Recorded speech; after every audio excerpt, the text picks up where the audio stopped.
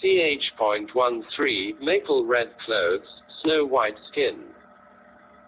Of course, those were the words he would never say out loud. But no wonder Nanfeng and Fu Yao's faces changed when they heard about the silver butterflies. They must have had a hard time at the hands of the silver butterflies master, together with the two generals they served. Your Highness, did Hua Cheng do anything to you? An official asked, as if Xie Lian should be missing an arm or a leg. He didn't really do anything, just. Xie Lian stopped. Just what? He couldn't possibly say. Hua Cheng only just hijacked his sedan, held his hand, and strolled with him in the woods. Xie Lian reorganized his thoughts and said, he broke Xuanji's spiritual array at Mount Yujun and took me inside. A wave of muttering swept through the crowd. After a while, an official asked, what do you all think of this? Just from the voice alone, Xie Lian could imagine how the various officials looked as they shook their heads and opened their palms. WHO knows! Exclamation mark. No one knows what he wants. He's playing with US.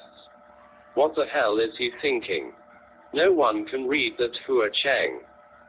Although Hua Cheng had been ubiquitously known as the devil incarnate, Xie Lian didn't think Hua Cheng was that scary.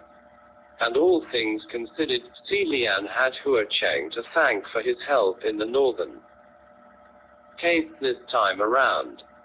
Either way, his first mission after ascension was complete.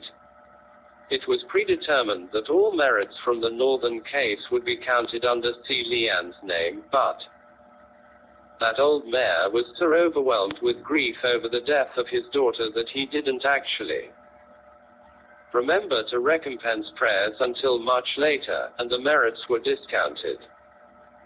Yet somehow, a little bit here, a little bit there, and a lot of oversight everywhere, Xie Lian was somehow able to repay the 8,880,000 merits. Xie Lian was at last debt-free. Feeling light and high-spirited, Xie Lian decided he'd now focus on being a good god, and it would be great if he could make acquaintances or friends with other heavenly officials. Although the heavenly court communication array was generally peaceful, it would turn boisterous once things got busy. Sometimes if an official was feeling good or had encountered something interesting, they'd share in the array, and there'd be merriment. Although Xie Lian didn't recognize most of the voices, he would listen silently. But he couldn't always remain invisible. After a while, he'd randomly join the conversation. That's really quite interesting. I read this pleasant verse in passing, and thought I'd share with everyone. Here's an effective cure for back and leg pains, thought I'd share with everyone. Unfortunately, every time he'd share these mindfully selected, physically and mentally beneficial tips, the communication array would go silent. Until finally, Ling Wen couldn't take it anymore and told him privately, Your Highness, the things you're sharing in the communication array are nice, but even those who are hundreds of years older than you wouldn't share those kinds of things. Xie Lian felt a little depressed. He wasn't even that old, so how did he end up becoming the old man among the heavenly officials who couldn't keep up with the trending topics of the youngsters? Probably because he'd been away for too long, and always lived a solitary life without a care for the outside world. Alas, it couldn't be helped, so whatever. He gave up, and became less depressed. But there was another problem. Until now, there were still no new shrines built for him in the mortal realm. Maybe there were, but the heavens hadn't found them, so there weren't any records. Even old lords of the ground and soil had shrines.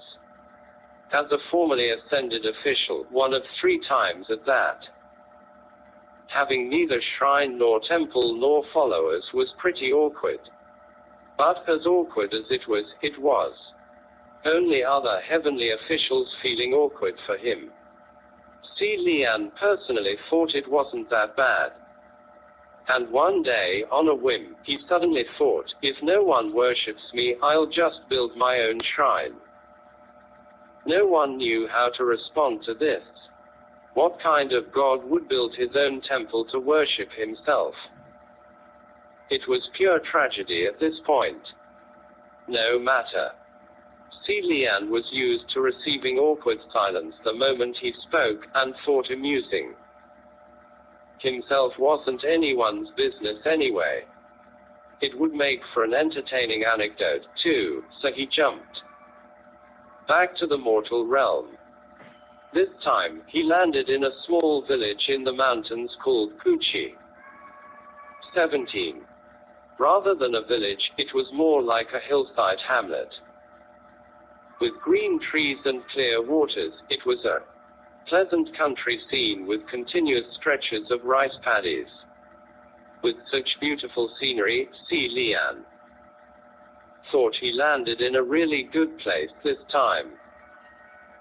There was a small, dilapidated shack on a hill, and upon asking around, Xie Lian learned that it was a decrepit place that no one lived in anymore.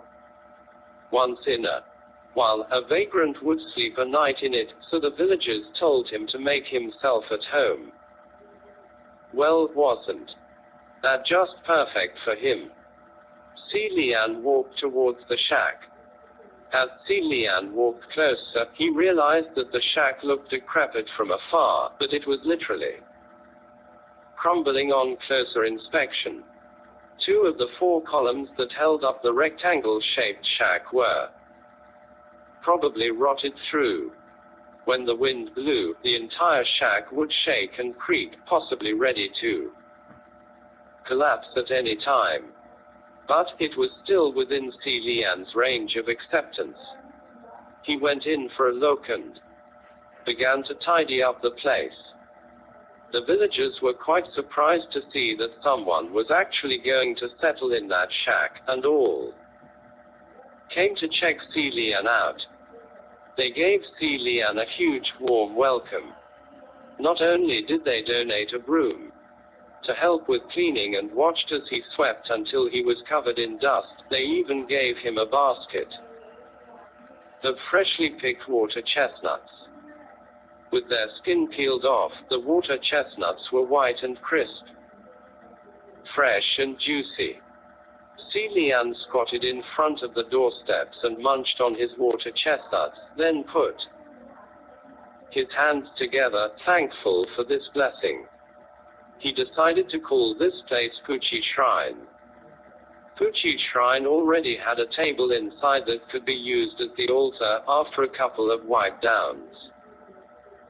Xie Lian busied himself with cleaning this and that, and the villagers soon realized that this young man was building a shrine of sorts. Curiosity overtook them and they questioned him. Which god are you going to worship? Xie Lian cleared his throat and said, yes. This shrine will be for the Prince of Xianlei. Everyone's face went blank. Who's that?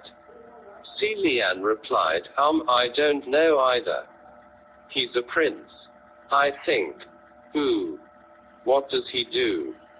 Probably watches over you, and keeps you safe while collecting junk in passing. The villagers asked excitedly, then, does this prince oversee the blessing of wealth? It'd already be pretty good if you don't get blessed into debt, Xie Lian thought to himself, and gently replied, I'm afraid not. The crowd started throwing suggestions at him. Why not worship the water master? For wealth. It'll bring in good money. What about Ling Wen Jun? Then maybe our village will produce a scholar. The girl shyly offered, what about? Xie Lian maintained his smile. What about General Zhu Yang? 18.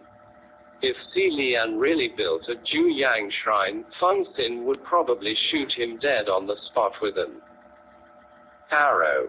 After roughly cleaning his shrine, all that was left that Xie Lian needed were an incense burner, some fortune shakers, and other miscellaneous sundries. But Xie Lian forgot the most important thing, the statue of a god. He put on his bamboo hat and stepped foot out the door. Oh yeah, there was no door either. He pondered. For a moment. This shack definitely had to be repaired. And so Xie Lian wrote and put out a sign out front. Please kindly donate to the renovation of this shrine for accumulation of good merits. Xie Lian went on his little journey and entered town. To do what? To eat and do what he did best. In fairy tales, gods didn't need to eat. But in truth, it was hard to say. The Almighty could certainly extract and absorb the necessary spiritual energy directly from sunshine and rain dew, but the problem was, it wasn't a matter of ability, but rather, why would you? Some gods, due to their cultivation methods, required clean internal organs and could not touch even a drop of mortal grease. If they were to ingest mortal sustenance, it would be as if they had food poisoning. And they would get diarrhea. Thus, they would only ingest cleanly grown spiritual fruits, or magical beasts that had life-prolonging and power-strengthening effects. Xie Lian didn't have those problems. With the curse collar on, he was no different than a mortal. He could eat anything, and through experience, nothing he ate could kill him either. Even if it was a bun that had been set aside for over a month, or a cake that had gone moldy, he could eat it all without harm. With such a body, he could pretty much get by with just collecting junk. In comparison, building a shrine cost him money, while collecting junk made him money, so ultimately, truly, collecting junk was better than ascension. Xie Lian had the looks and grace of a saint, so he even got the upper hand when collecting junk. It took him almost no time to collect a giant bag of scraps. On the way back, he saw an old ox cart that was piled high with hay. The cart seemed to look like one he saw before, from Puchi village, so it should be going the same way as him. He asked for a ride, and the cart driver tilted his chin to signal him to get on. Carrying a big bundle of junk, Xie Lian climbed on to take a seat. It was only when he settled down that he realized there was someone else lying on the other side of the tall stack of hay. This person, whose upper body was hidden behind the hay, had his left leg up over his right. It seemed as though he was lying there with his arms pillowing behind his head, taking a rest. He looked so carefree and at ease that it made Xie Lian a little envious. That tight pair of black boots on a pair of long legs was a sight pleasing to the eyes, and it reminded Xie Lian of a different pair that walked with him at Mount Yujun. Xie Lian could not help but sneak several more looks to confirm that there were no silver chains on those boots, which seemed to be made out of some animal's pelt. This is probably the son of some aristocrat coming out to play, he thought. The cart shook as it drove. Xie Lian pushed back his bamboo hat and took out a scroll to read. He didn't really care for worldly affairs, but after having created too many awkward situations, he figured he'd better study up a bit. The cart rattled and time passed. Looking up, they were traversing through a maple grove, a sea of flaming red in a field of green. The rustic charm of the mountainous countryside, with fresh grass that refreshed the mind, was extremely intoxicating. But Xie Lian could not help but give a slight start. A long time ago, in his youth, when he cultivated at the Royal Holy Pavilion, the entire mountain of maple was like this, shimmering like gold, intense like fire. The unforgettable sight before him now inevitably took him on a trip down memory lane. Xie Lian watched for a long time before looking down at the scroll. The first few lines on the scroll were thus: the Prince of Xianlei ascended thrice as a martial god, a misfortune god, a rubbish god. Well, all right, Xie Lian said out loud. If you think about it, a martial god is no different than a rubbish god. All gods are equal. All beings are equal. A snicker came from behind, and a voice said, "Is that right?" The youth on the other side of the cart lazily drawled, "People naturally love saying that all gods are equal. And all beings are equal, but if that was true, then all those different gods wouldn't even exist." Xie Lian looked at the young boy, who was still languishing there without showing any intention to get up. The boy had probably interrupted out of boredom. "You're probably right," Xie Lian smiled and said. Xie Lian returned to his scroll and continued reading. Many believe that, as the god of misfortune, any paintings or writings of the Prince of Xianlei have the powers of a curse. If placed on the back of a person, or on the main entrance of a household, then the cursed person or household will run into all sorts of bad luck. It was hard to tell whether this was the description of a god or a ghost. Xie Lian shook his head. He couldn't bear to read on any more about himself. It was probably better to read about other prominent gods of today, so he wouldn't be discourteous if he ran into them and ended up not being able to tell them apart. A villager had mentioned the Watermaster earlier, so Xie Lian moved on to find info on the Watermaster. The Watermaster Wudu controls water and wealth. Most merchants have a Watermaster shrine in their stores and homes to pray for abundant wealth. Xie Lian thought it strange. How does the god of water relate to wealth?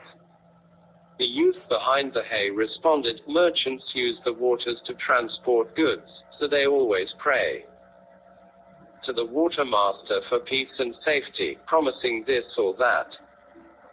After a while, the Watermaster became the god of wealth.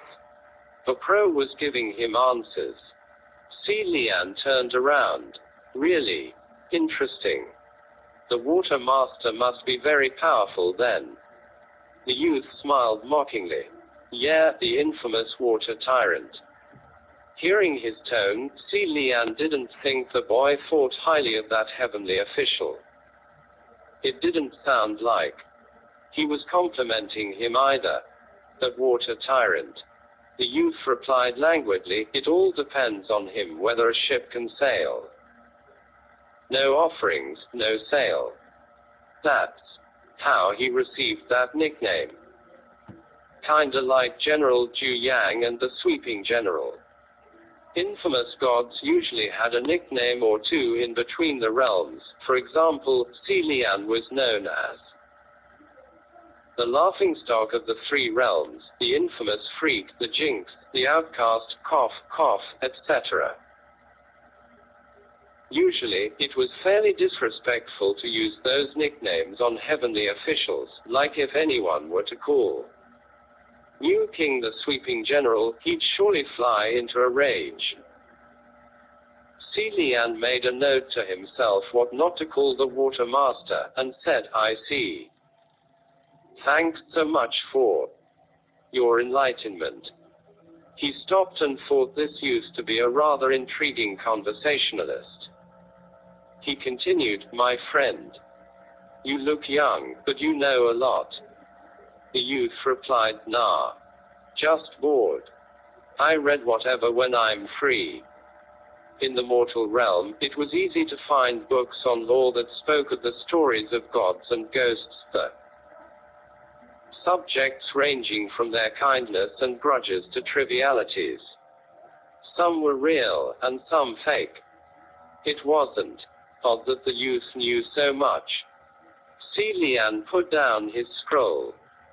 "Then, my friend, you know about gods, but you know about ghosts too." "Which ghost?" the youth asked. Xie Lian replied, "Crimson Rain Sword Flower Hua Cheng." The youth chuckled and finally sat up when he heard that name. He turned around and Xie Lian's eyes suddenly lit up. The youth was about 16 or 17 years old. His tunic was redder than maple leaves, and his skin was white like snow. With eyes as bright as stars, he looked askance at him with a smile. He was exceptionally handsome, but there was an inexplicable hint of wildness in his looks. His hair was tied in a loose ponytail, crooked and carefree. The cart was just driving through the forest of flaming red maples, where maple leaves were dancing their way to the ground. A leaf playfully landed on the shoulder of the youth and he blew it off softly, then looked up at Xie Lian, speaking with a shadow of a smile. "What do you want to know? Ask away." 17 Guqi means water chestnut. 18 Ju Yang means gigantic masculinity.